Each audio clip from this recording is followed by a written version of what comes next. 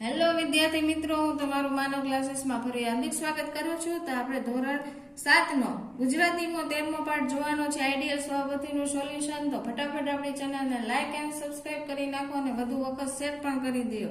તો ચાલો પાઠનું નામ પહેલા આપણે જોઈએ કે પાઠનું નામ જોતા આપણને એવું થાય કે ઓહો કેટલું મોટું છે, તો પાઠમાં તો કેટલું અઘરું આવતું હશે, પણ મજા આવે એવો પાઠ છે. શાકભાજી વિશે અલગ અલગ નામ આપેલા છે. તો ચાલો આપણે જોઈએ. ચલો, સમરથલાલ સુરનવાળાનો સન્માન સમારંભ, તો કે હાસ્ય કથા. એનો લેખક કોણ છે? તો કે મધુસૂદન પારેખ, પ્રિયદર્શી. હવે એના વિકલ્પ આપણે જોઈએ. પહેલો વિકલ્પ છે સમરથલાલ સુરનવાળાનો સન્માન સમારંભ. પાઠના લેખક કોણ છે? તો કે મધુસૂદન પારેખ. શાક માર્કેટના પ્રમુખ કોણ છે? તો કે સમરથલાલ. સમરથલાલ સુરનવાળાને કઈ સ્પર્ધામાં સરકારી ઇનામ મળ્યું હતું? તો કે ગાજરની. શાક માર્કેટના વેપારીઓએ કોનું ભવ્ય સન્માન કરવાનું નક્કી કર્યું? તો કે સમરથલાલ સુરનવાળાનું. શાક માર્કેટના કયા મંત્રીને શેઠ સુરનલાલનો પરિચય આપવા વિનંતી કરવામાં આવી? તો કે ફુલાભાઈ ફણસીવાળાને. શાક સ્વાદિષ્ટ અને સુગંધીદાર બનાવવું હોય તો શાના વિના ન ચાલે? તો કે લસણ. હવે 7મો વિકલ્પ જોઈએ. બટાકાના હોલસેલ વેપારી કોણ હતા? તો કે બકુલાલ. બકુલાલના મતે શેઠનો સ્વભાવ કોના જેવો છે? તો કે બટાકા. કોથમીર વેચનારી બાઈને 5-10 રૂપિયાની ભીડ પડી હોય ત્યારે કયા શેઠ પાસે આવે છે? તો કે સમરથલાલ. પછી છે ડાયાભાઈ સમરથલાલ શેઠને કોની સાથે સરખાવે છે? તો કે ડુંગળીના દડા. હું તો નોન વેજીટેબલ છું, આ વાક્ય કોણ બોલે છે? કોથમીર વાળા ફણસીભાઈ. મારા ઘરમાં તો મને મરચા જેવો હશે, આ વાક્ય કોણ બોલે છે? તો કે સમરથલાલ.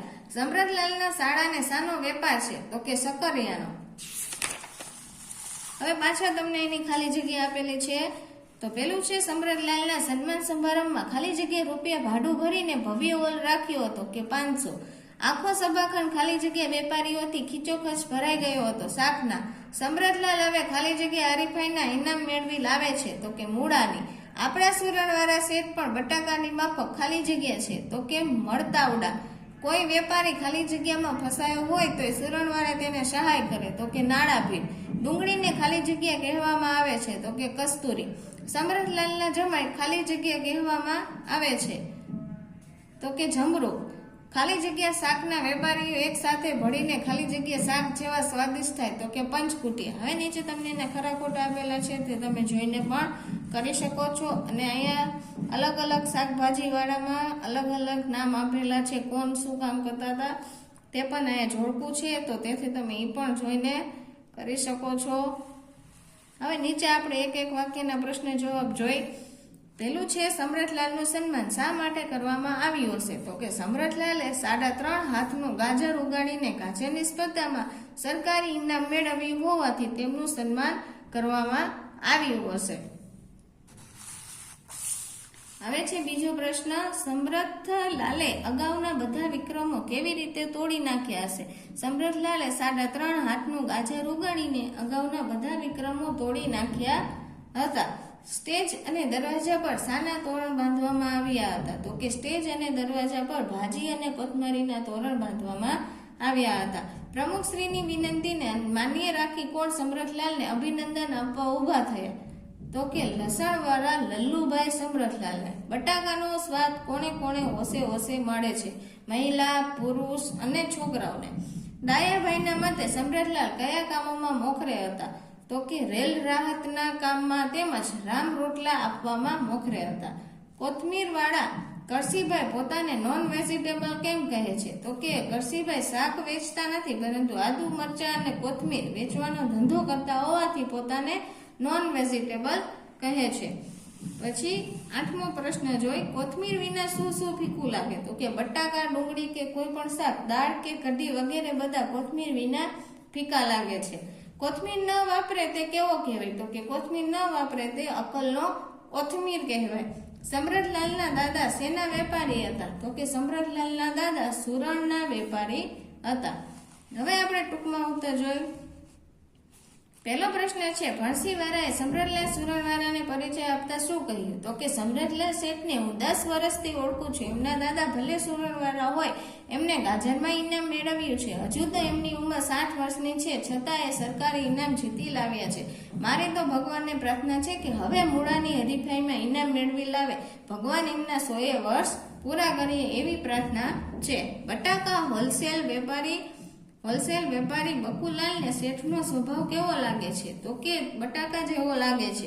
જેમ બટાકો, રીંગણ, દૂધી, કારેલા, સકરિયા, ટામેટા અને વટાણા સાથે મિક્સ થઈ જાય તેમ શેઠ મોટા વેપારી માંડીને નાના રેગડીવાળા સાથે, પોલીસ જમાદારની માંડીને ફોજદાર સાથે અને પ્રધાન માંડીને પટ્ટાવાળા સાથે તરત મિક્સ થઈ જાય છે. સુરણવાળા શેઠ બટાકાની માફક મળતાવડા છે. હવે ત્રીજું, સુરણવાળા શેઠ બધામાં પ્રિય કેમ છે? તો કે સુરણવાળા શેઠનો સ્વભાવ મળતાવડો છે. વળી શાક માર્કેટના કોઈ વેપારીએ 5-10 રૂપિયાની ભીડ પડી હોય તો લગ્ન માટે લોન જોઈતી હોય કે કોઈ વેપારી નાણાં ભીડમાં ફસાયો હોય તો આ બધાની તેઓ તરત જ સહાય કરે. એટલે સુરણવાળા શેઠ બધામાં પ્રિય છે. ડાયાભાઈનું ભાષણ તમે ગમ્યું કે કેમ? તો કે હા, ડાયાભાઈનું ભાષણ મને ગમ્યું, કારણ કે તેમણે શેઠના સ્વભાવને ડુંગળી સાથે સરખાવીને સમજાવવાનો પ્રયત્ન કર્યો કે શેઠ ડુંગળીની જેમ નિર્ભિમાની છે, તે ગરીબની ઝૂંપડીમાં જાય છે, મિલ માલિકના બંગલે પણ જાય છે, તેમના માટે બધાય સરખા છે. ડુંગળીની જેમ શેઠ પણ અનેક રીતે ઉપયોગમાં આવે તેવા પરોપકારી છે.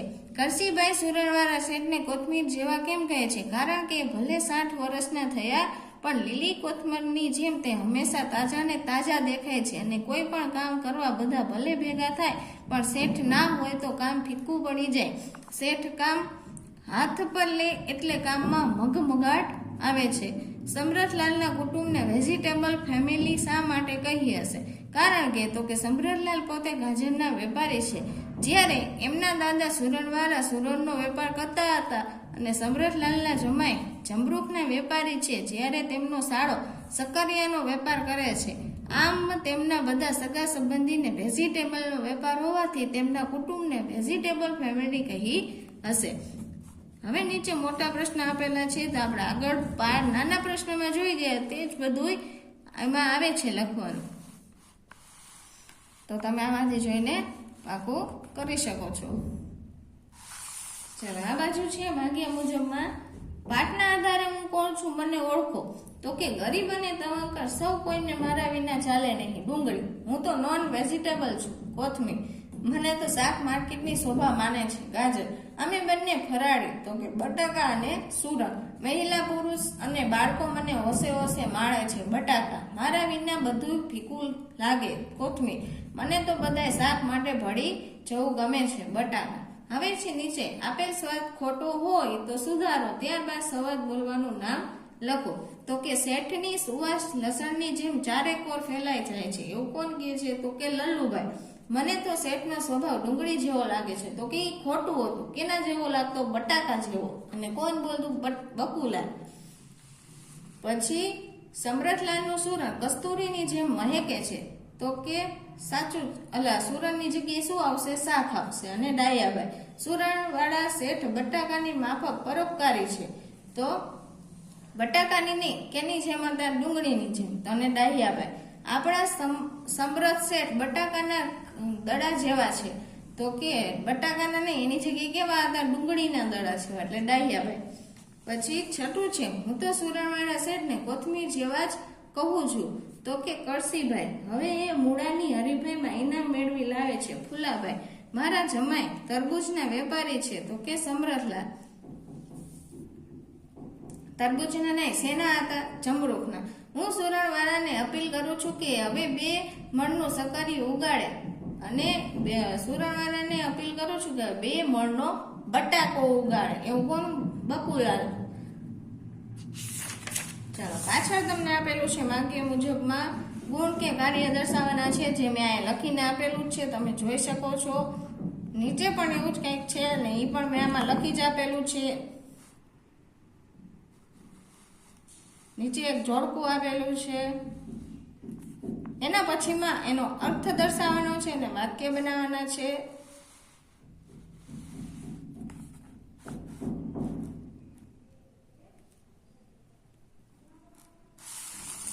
બાજુ પણ છે એવી રીતના. અને નીચે તમને લાગુ પડતા વિભાગમાં ગોઠવવાનું કીધું છે ગુજરાતી અને અંગ્રેજી. ગુજરાતી શબ્દ હોય તેને આ બાજુ રાખવાનું, અંગ્રેજી શબ્દ હોય તેને ઓલી બાજુ. વાક્ય વાંચો અને સમજીને સુધારવાના છે. નીચે એ પણ મેં સુધારીને આપેલા જ છે. પછી પુલ્લિંગ, સ્ત્રીલિંગ અને નપુંસકલિંગ લખવાના કીધેલા છે તમને.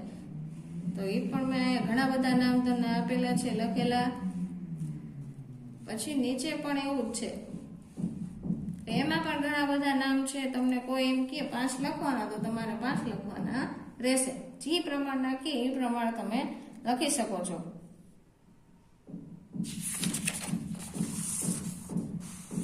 ચાલો પછી 10 શબ્દો લખવાના છે. એના જેવા મેં છે ઘોડો તો ઘોડા, એવી રીતના આપણે વચન પરિવર્તનમાં કરતા એક વચન ને બહુવચન. તો નીચે એવા વાક્ય પણ આપેલા છે, કોષ્ટક પૂર્ણ કરવાના, એ પણ મેં પૂરું કરીને આપેલું છે તમને.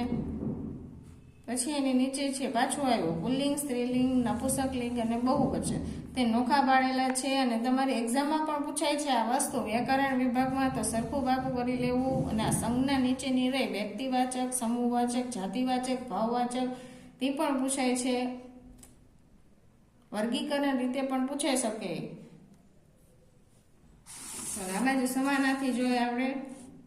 અને નીચે તમને વિરુદ્ધાર્થી શબ્દ પણ આપેલા છે અને જોડણી સુધારો. તો જોડણીમાં તો ખાસ કરીને ધ્યાન રાખવાનું, કેમ કે શીખવી પણ લેવી તો વધારે સારું. રોકડિયા માર્ક છે, કેમ કે એમાં કાંઈ પાકું કરવાનું હોય, ખાલી એક જોડણી આપણે સુધારવાની હોય છે. હવે નીચે છે શબ્દકોશ ક્રમમાં ગોઠવે. એ તો બધાને આવડતું જ હોય, કક્કાવારી પ્રમાણે હોય એટલે. અને નીચે શબ્દ સમૂહ અને રૂઢિપ્રયોગના અર્થ આપેલા છે. તેનો અર્થ જે છે એ લખવો ફરજિયાત છે. બાકી તમે તમારી રીતે પણ વાક્ય તો બનાવી શકો છો.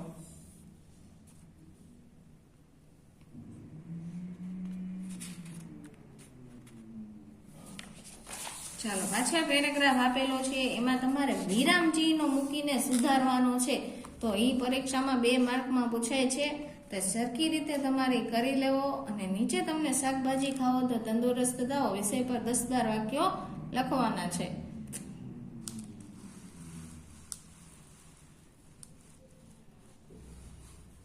ચાલો આ વિડીયોને આપણે અહીંયા વિરામ આપશું. તો ફટાફટ આપણી ચેનલને વધુ વખત શેર કરી દો અને તમે પણ લાઈક એન્ડ સબસ્ક્રાઈબ કરવાનું ભૂલતા નહીં.